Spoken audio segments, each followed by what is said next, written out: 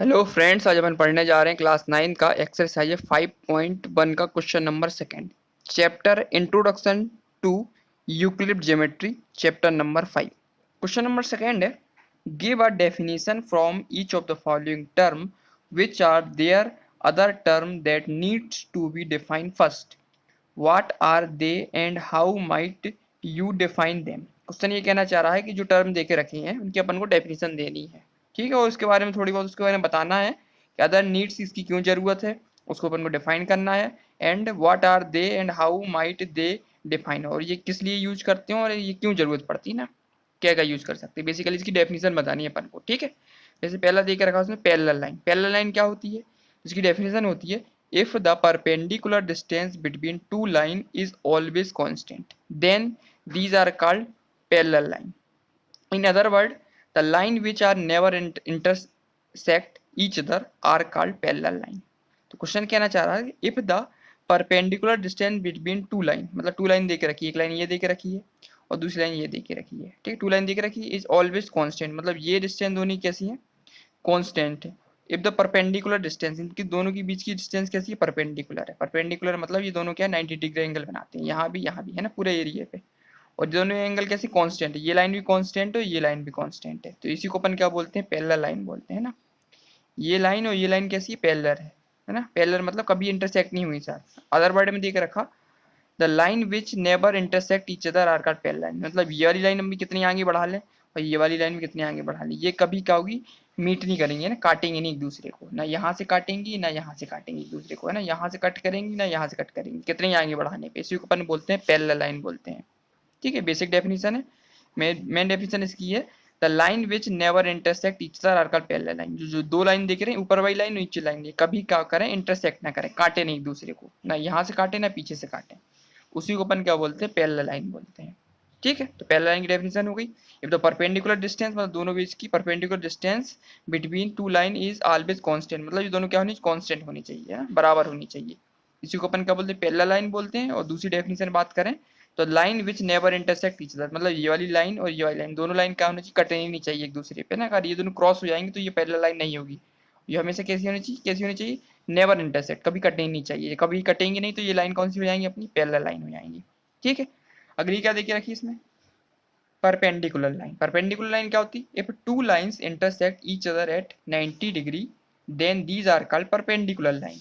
We have requirement define lines angle before defining perpendicular line. तो perpendicular line की basic definition है, if two line intersect at 90 degree, मतलब एक line ये देके रखी है, एक लाइन ये देके रखी है, एक लाइन ऊपर वाली देके रखी है, और ये कहाँ पे कट रही है तुम्हारी, 90 डिग्री एंगल पे। ये वाला एंगल कितना बनेगा, 90 डिग्री, और ये वाला एंगल कितना बनेगा, 90 डिग्री, है ना। इसी 90 डिग्री एंगल पे जो एंगल फॉर्म्ड होगा उसी अपन क्या बोलेंगे, परपेंडिकुलर लाइन बोलेंगे। ये वाली लाइन कौन सी देके रखी तुम्हारी, परपेंडिकुलर लाइन है, और ये वाली लाइन कौन सी, परपेंडिकुलर, जहाँ 90 डिग्री एंगल बना है ये वाली एंगल परपेंडिकुलर हो गया, और ये वाला एंगल कौन सा हो गया, परपेंडिकुलर, दोनों क्या है, परपेंडिकुलर लाइन है, ठीक है। ये बेसिक डेफिनेशन हो गई, ये पूछ रहा है उसमें, और साथ साथ हमको क्या पता होना चाहिए परपेंडिकुलर लाइन के लिए, एक तो लाइन पता होना चाहिए, एक लाइन ये लाइन, दूसरा एंगल पता होना चाहिए 90 degree angle before defining perpendicular line. दो चीज पता होनी चाहिए, लाइन पता नहीं चाहिए और एंगल पता होना चाहिए, तब तभी अपन क्या बता पाएंगे कि परपेंडिकुलर लाइन है, ठीक है। If two line intersecting at each other at 90 degree, मतलब दोनों कहाँ कट रहे हैं, 90 डिग्री एंगल पे, ये भी 90 डिग्री ये भी 90 डिग्री, तो उसी को अपन क्या बोलेंगे, परपेंडिकुलर लाइन बोलेंगे, ठीक है। अब करते हैं अगली डेफिनेशन, क्या देख रखिए, अगली देख रही है लाइन सेगमेंट। अब लाइन सेगमेंट क्या होता है, line segment a straight line drawn from any point two any other point is called a line segment. Line segment वो होती है कि दो पॉइंट बना दिए, एक पॉइंट ये बना दिया और दूसरा पॉइंट ये बना दिया, ठीक है, ये पॉइंट ए और बी पॉइंट बी, और ये क्या कर जाए, मीट कर जाए ए से बी पॉइंट में, इसी को अपन क्या बोलते हैं, लाइन सेगमेंट बोलते हैं, है ना। ए पॉइंट बी पॉइंट को मीट कर जाए, है ना, कोई स्ट्रेट लाइन फॉर्म हो जाए, इसी को अपन क्या बोलते हैं, लाइन सेगमेंट बोलते हैं या लाइन बोलते हैं, ठीक है। डिफाइन इसके लिए क्या जरूरत पड़ेगी, एक लाइन की जरूरत पड़ेगी और पॉइंट की जरूरत पड़ेगी, है ना, पॉइंट बना दी और लाइन बना दी, इन दो की जरूरत पड़ेगी, इसी को अपन लाइन सेगमेंट बोलते हैं, है ना। ए और दो पॉइंट है उनको मीट कर दिया, इसी को अपन क्या बोलते हैं, लाइन सेगमेंट बोलते हैं। थर्ड डेफिनेशन क्या देके रखी है, radius of circle. Radius of circle क्या होता है, it is a distance between the centre of a circle to any point lying on the circle to, मतलब it is a distance between the centre of the circle. Centre of the circle मतलब ये centre हो गया, ये क्या होगा तुम्हारा, एक सर्कल बना हुआ है, उसमें क्या दिख रहा है, सेंटर ऑफ द सर्कल ये दिखा है, ये क्या है, सेंटर ऑफ द सर्कल हो गया, ठीक है।